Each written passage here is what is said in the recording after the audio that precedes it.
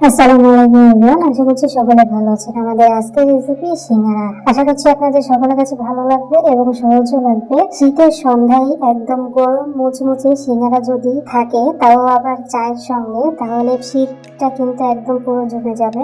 আপনাদের যদি সিঙ্গারা খেতে ইচ্ছা করে, তাহলে বাইরে থেকে কিনে না খেয়ে ঘরেই তৈরি করে খেতে পারবেন একদম ক্রিস্পি মুচমুচে সিঙ্গারা। আর দোকানের থেকেও কিন্তু অনেক বেশি মজাদার হয় এই সিঙ্গারাটা। তো আশা করছি আপনাদের সকলের কাছে ভালো লাগবে। তো চলুন দেখে আসি আমি ঘরে কিভাবে তৈরি করব একদম ক্রিস্পি, দোকানের থেকে অনেক বেশি মজাদার সিঙ্গারা। তো সিঙ্গারা তৈরি করার জন্য আমি একটা বলে নিয়ে নিচ্ছি 2 কাপ ময়দা, মেজারমেন্ট কাপ দিয়ে মেপে নিচ্ছি। আপনারা ময়দাটা অবশ্যই ব্যবহার করবেন, ময়দার পরিবর্তে আটাটাও ব্যবহার করতে পারবেন। তারপর এখানে দিয়ে দিচ্ছি হাফ চামচ কালো জিরা, তারপর দিয়ে দিব হাফ চামচের একটু বেশি লবণ। এগুলো দিয়ে শুকনো উপকরণগুলো একটু ভালো করে মিশিয়ে নিতে হবে। শুকনো উপকরণগুলো যখন ভালো করে আমার মেশানো হয়ে গেছে, তখন এখানে বেশ কিছুটা তেল দিয়ে দিতে হবে, সয়াবিন তেল। তবে আপনারা এখানে চাইলে ডালটাটাও কিন্তু ব্যবহার করতে পারবেন। তেলটা একটু বেশি করে দিতে হবে, তা না হলে কিন্তু ক্রিস্পি হবে না সিঙ্গারাটা। অবশ্যই তেল বা ডালটা ব্যবহার করতে পারবেন। তারপর আমি ময়দার সঙ্গে খুব সুন্দর করে হাত দিয়ে মেখে নিব, আর একটু খুব সুন্দর করে হাত দিয়ে ঘষে ঘষে মেখে নিতে হবে ময়দাটাকে, যাতে তার গায়ে গায়ে যেন একদম তেল বোঝা যায়, সেরকম ভাবে আর কি আপনারা ডলে ডলে তারপর মেখে নেবেন। ময়দাটা মাখা হয়েছে কিভাবে বুঝবেন? হাতে মুঠ করলে যখন দেখবেন যে মুঠ ভেঙে যাচ্ছে না, মুঠ দলা পেকে আছে, তখন বুঝতে হবে যে আমাদের ময়দা মাখাটা হয়ে গেছে তেলের সঙ্গে। তারপরে হালকা কুসুম গরম পানি দিয়ে তারপরে একটা ডো তৈরি করে নিব। খুব বেশি সফট না, আবার অনেক বেশি শক্তও না। তো এরকম করে হালকা কুসুম গরম পানি দিয়ে আমি একটা ডো তৈরি করে নিচ্ছি। অল্প অল্প পানি অ্যাড করতে হবে, একবারে পানি দিতে যাবেন না, একদম কম পানি দিয়ে তারপরে আপনারা ডোটা তৈরি করবেন। তো 2 কাপ ময়দার সঙ্গে আমি হাফ কাপ পানি দিয়েছি আর কি, পানি লেগেছে আমার। তো অল্প অল্প পানি অ্যাড করে সুন্দর একটা ডো তৈরি করে নেবেন। তো দেখতে পাচ্ছেন আমি খুব সুন্দর করে একটা ডো তৈরি করে নিয়েছি, আর এটাকে আমি ঢাকা দিয়ে ঢেকে দেবো রেস্টের জন্য। আর এর মধ্যে আমরা সিঙ্গারার পুরটা তৈরি করে নেব। তো পুরটা তৈরি করার জন্য আমি একটা কড়াই বসিয়ে দিয়েছি চুলার উপর। কড়াইটা যখন একটু গরম হয়ে গেছে, তখন দিয়ে দিব অল্প অল্প করে তেল, সয়াবিন তেল দিয়ে দিয়েছি। তেলটা যখন একটু গরম হয়ে গেছে, তখন এখানে দিয়ে দিচ্ছি হাফ কাপ বাদাম। আমরা যে সবসময় যে বাদাম খাই, চীনা বাদাম, সেটাই আমি এখানে ব্যবহার করছি। আমি খোসা ছাড়ানো বাদামটাকে ব্যবহার করেছি, আপনারা চাইলে খোসা সহ যে বাদামটা, সেটাও কিন্তু ব্যবহার করতে পারবেন। তারপর বাদামগুলো দিয়ে আমি খুব সুন্দর করে নেড়ে চেড়ে দেবো। এই অল্প আছে 2-3 মিনিট মতো নেড়ে চেড়ে নিলেই কিন্তু হয়ে যাবে। তো দেখতে পাচ্ছেন আমাদের বাদাম কিন্তু ভাজা হয়ে গেছে। এখন বাদামগুলো আমি তুলে নিব। বাদামগুলো কিন্তু বেশি পোড়া লাগানো যাবে না, কোনো রকম একটু কালার চেঞ্জ হয়ে গেলেই কিন্তু নামিয়ে নিতে হবে। তারপরে একই তেলের মধ্যে আমি দিয়ে দিব, আবার একটু তেল দিয়ে দিব। একটু তেল দেওয়ার পর দিয়ে দিব গোটা মৌরি মানে মিষ্টি জিরা। তারপরে দিয়ে দিব পাঁচফোড়ন হাফ চামচ। একটু দিয়ে যখন দেখবেন যে ফোড়নগুলো ছুটছে, উঠে যাচ্ছে, তখন দিয়ে দিতে হবে এখানে কিছু আদা কুচি। আদা কুচি দিয়ে একটু নেড়ে চেড়ে নিতে হবে। একটু নেড়ে চেড়ে নেওয়ার পর দিয়ে দিব হাফ কাপ পেঁয়াজ। পেঁয়াজটাকে একটু বেশি করে নেবেন। তারপর প্রয়োজন অনুযায়ী কাঁচামরিচ, আমি আমার পছন্দ অনুযায়ী এখানে কাঁচামরিচ ব্যবহার করেছি। আর পেঁয়াজের পরিমাণটা অবশ্যই একটু বেশি করে নেবেন। আর এখানে হলো নতুন পেঁয়াজ আছে। পেঁয়াজ কাঁচামরিচ নেড়ে চেড়ে ভালো করে ভেজে নেবেন। নেড়ে চেড়ে ভেজে নেওয়ার পর দেখবেন যে একটু সফট হয়ে গেছে, তখন এখানে দিয়ে দিব 1 কাপ নতুন আলু। আর দেখতে পাচ্ছেন আমি আলু একদম ছোট ছোট টুকরো করে কেটে রেখেছিলাম, সেটাই আমি এখানে দিয়ে দিচ্ছি 1 কাপ। তারপর হাফ কাপ মটরশুঁটি। এখন যেহেতু শীতকাল, মটরশুঁটি কিন্তু অ্যাভেলেবল বাজারে পাওয়া যায়, আপনারা নিয়ে নেবেন। তারপর এখানে দিচ্ছি হলো ছোলা।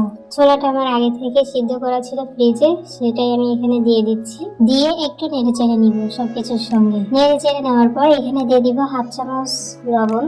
আসলে আমি লবণটা আমি দিয়েছিলাম, কিন্তু হাতে ছেঁকা লেগে লবণটা ধাপ করে পড়ে গেছে, যেটা আমি দেখাতে পারিনি। তবে আমি কম করে দিয়েছি লবণের পরিমাণটা, পরে যদি লাগে তাহলে আমি পরে আবার দিয়ে দিব। তারপর এখানে দিয়ে দিব হাফ চামচ হলুদের গুঁড়া আর হাফ চামচ ধনিয়ার গুঁড়া।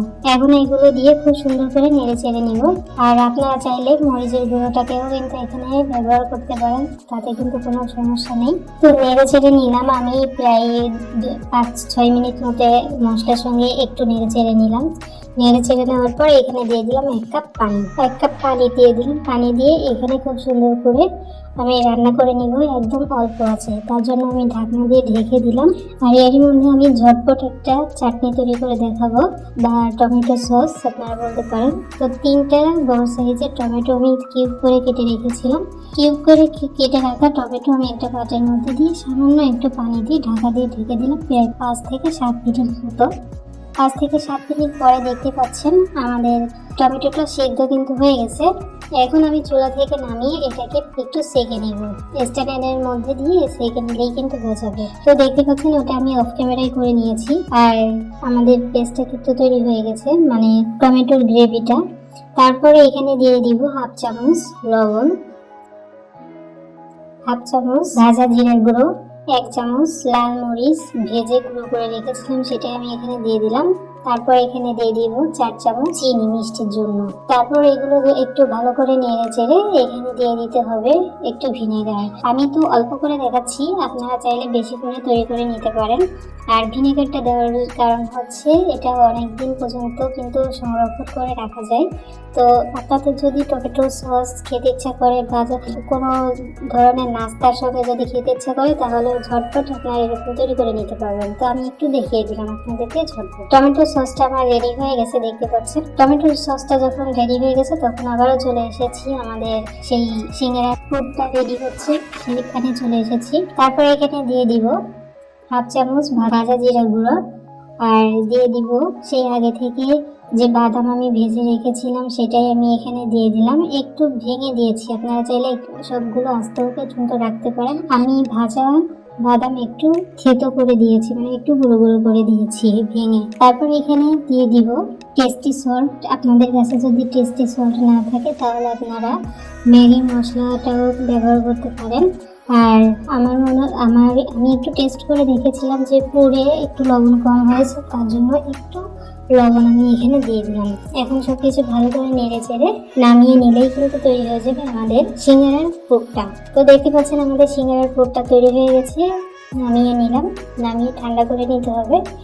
এখন দেখতে পাচ্ছেন আমাদের সিঙ্গারা তৈরি করার জন্য ময়দার ডোটা কিন্তু একদম রেডি হয়ে গেছে, একদম সেট হয়ে গেছে। আর কতটা শক্ত হয়েছে আপনারা কিন্তু দেখতে পাচ্ছেন, সেট হয়ে গেছে। এখন খুব সুন্দর করে আমি আবারও একটু মথে নিব। মথে নিয়ে তারপর আপনারা কতটুকু সাইজের সিঙ্গারা খেতে চান সেই অনুযায়ী আর কি লেচি কেটে নিতে হবে। তো কি করছি আপনারা অবশ্যই আমার হাতের দিকে একটু লক্ষ্য রাখবেন।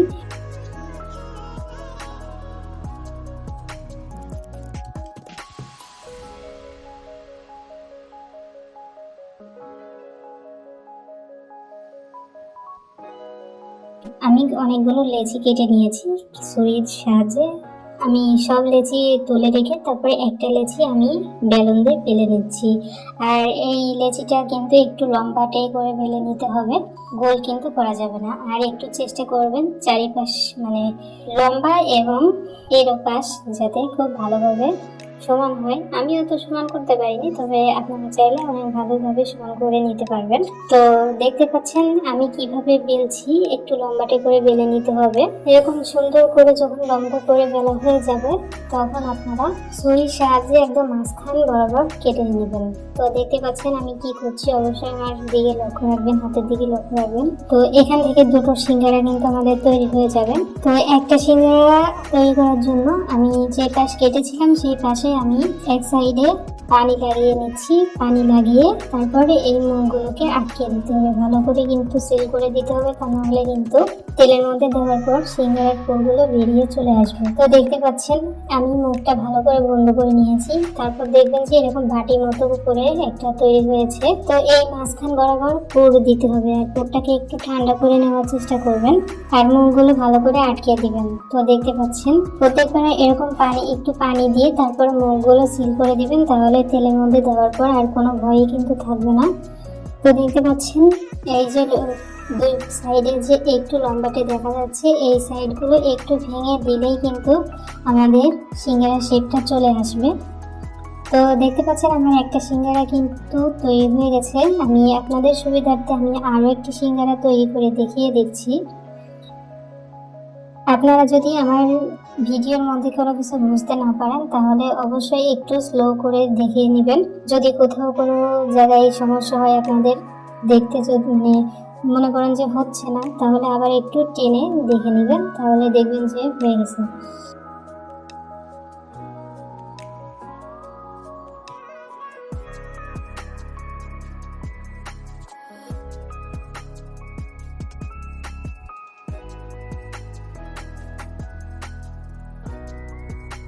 তো আমি আপনাদের সুবিধার্থে আরো একটি সিঙ্গারা তৈরি করে দেখিয়ে দিলাম। তো আমি ধাপে ধাপে দেখুন অনেকগুলো সিঙ্গারা কিন্তু অলরেডি তৈরি করে নিয়েছি অফ ক্যামেরায়। তো অনেকগুলো তৈরি করে নিয়েছি, আর খুব বেশি কিন্তু আপনারা তৈরি করতে চাবেন না। আর যদি বেশি তৈরি করতে যান তাহলে আরেকটা কাজ করতে পারেন, সিঙ্গারাগুলো যখন আপনারা বানাবেন বানিয়ে তারপর ঢেকে রাখবেন। একটা করে বানাবেন, ঢেকে রাখবেন, আবার আর একটা করে বানাবেন, আবার ঢেকে রাখবেন, তাহলে কিন্তু উপর থেকে ড্রাই হয়ে যাবে না, সব সিঙ্গারাগুলো একদম সমানভাবে থাকবে, কোথাও শক্ত কোথাও নরম এরকম কিন্তু থাকবে না। আচ্ছা, যাই হোক, তো সিঙ্গারাগুলো যখন আমার তৈরি করা হয়ে গেছে তখন চলে এসেছি চুলায় আমি একটা কড়াই বসিয়ে দিয়ে তারপর পরিমাণ মতো তেল দিয়ে দিলাম। তেল কিন্তু খুব গরম করা যাবে না। আপনারা একটু যদি লক্ষ্য করেন তাহলে বুঝতে পারবেন যে তেল কতটুকু গরম হবে। তো তেল দেওয়ার পর হাত দেওয়া যাবে, আঙ্গুল দিলে সহ্য করতে পারবেন এরকম পর্যায়ে আপনারা সিঙ্গারাগুলো দিবেন, তা না হলে কিন্তু হবে না। আর সিঙ্গারাগুলো কিন্তু একদম একটু সময় নিয়ে তারপর আপনাদের ভেজে নিতে হবে, তা না হলে কিন্তু খাস্তা এবং ক্রিস্পি মুচমুচে হবে না। তো মুচমুচে সিঙ্গারা তৈরি করার জন্য অবশ্যই আপনারা একটু সময় নিয়ে তারপর সিঙ্গারাগুলো ভেজে নেবেন। তো আমি তেলটা যখন গরম হয়ে গেছে তখন সিঙ্গারার উপর গরম তেল দিয়ে দিচ্ছি। আর এরকম চামচ দিয়ে যদি আপনারা গরম তেল সিঙ্গারার উপর দেন তাহলে কিন্তু সিঙ্গারা ফুলে একদম ডাবল হয়ে যাবে, যেটা আপনারা ভিডিওর মধ্যে দেখতে পাচ্ছেন। তো দেখতে পাচ্ছেন আমি বেশ কিছুক্ষণ ধরে কিন্তু আমি অল্প আছে সিঙ্গারাগুলোকে ভেজে নিয়েছি। তো আমাদের সিঙ্গারাগুলো কিন্তু হয়ে গেছে, আপনারা কিন্তু দেখতে পাচ্ছেন যে কতটুকু কালার রাখতে হবে। আপনারা চাইলে এর থেকে একটু কম কালারও রাখতে পারেন। আমি আমার পছন্দ অনুযায়ী কালার করে নামিয়ে নিচ্ছি, আপনারা আপনাদের পছন্দ অনুযায়ী কালার করে নিতে পারবেন। তবে অবশ্যই একটু সময় নিয়ে তারপর সিঙ্গারাগুলোকে কিন্তু ভেজে নিতে হবে। তো দেখতে পাচ্ছেন আমি এই পর্যায়ে নামিয়ে নিচ্ছি। এর থেকে বেশি যদি ভাজি করতে চাই তাহলে কিন্তু পুড়ে তিতো হয়ে যাবে, ভালো লাগবে না। তো দেখতে পাচ্ছেন আমার সমস্ত সিঙ্গারাগুলো তৈরি হয়ে গেছে। এখন আমি আপনাদেরকে পরিবেশন করে দেখাচ্ছি। আর সাথে যে চাটনিটা মানে টমেটো সসটা আমি তৈরি করেছিলাম সেটাও অসম্ভব মজার হয়েছে, আমি সেটাও দেখিয়ে দিচ্ছি। শীতের সন্ধ্যায় এত শীত, পুরো দেশেই এখন কিন্তু প্রচুর পরিমাণে শীত, যেটা বলে বিশ্বাস করা যায় না। এরকম শীত আমি কখনোই দেখিনি। তো শীতের সন্ধ্যায় আপনারা যদি এরকম দোকান থেকে না কিনে ঘরে গরম গরম সিঙ্গারা মুচমুচে একদম ক্রিস্পি সিঙ্গারা তৈরি করে চায়ের সঙ্গে খান তাহলে দেখবেন যে শরীরের মধ্যে কেমন ফিল হচ্ছে। অনেক মজার হয়েছিল। এমন সিঙ্গারা কখনো খেয়েছেন কিনা আমি জানি না, তবে আপনারা অবশ্যই আমার ভিডিও দেখে যদি আপনারা সিঙ্গারা তৈরি করেন তাহলে আপনাদের মুখে একদম লেগে থাকবে, সারা জীবন লেগে মনে হবে যে এই সিঙ্গারাটা একটু খেতে পারলে কোনো আর ভালো হতো, আর একটু খাই এরকম মনে হবে। তো আপনারা বাড়িতে অবশ্যই ট্রাই করে দেখবেন যে আমার সিঙ্গারাটা ঠিক কতটা সুন্দর হয়েছে, কেমন হয়েছে। তো অবশ্যই বাড়িতে ট্রাই করে দেখবেন আর অবশ্যই আমাকে কমেন্টস করে জানাবেন। তো আজকের মতো এতটুকুই আমার রেসিপি। সবাই ভালো থাকবেন, সুস্থ থাকবেন। আমার পরবর্তী ভিডিও দেখার আমন্ত্রণ জানিয়ে আজ এখানেই বিদায় নিচ্ছি। আল্লাহ হাফিজ।